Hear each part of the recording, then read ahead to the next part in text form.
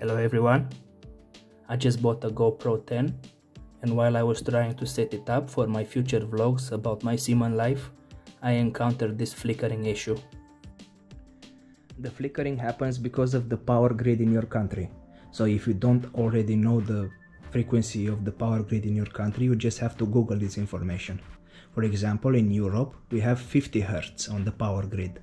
In US or Japan, they have 60 Hz. So to fix this issue, you just have to go in the settings, preferences, general, and on the anti-flicker, you switch it to either 60 or 50 Hz. It depends on the power grid of your country. As a tip, if you are somewhere in Europe, the power grid is 50 Hz. If you are, for example, in US or Japan, the power grid is 60 Hz. So, since I am in Europe, I will put it to 50 Hz.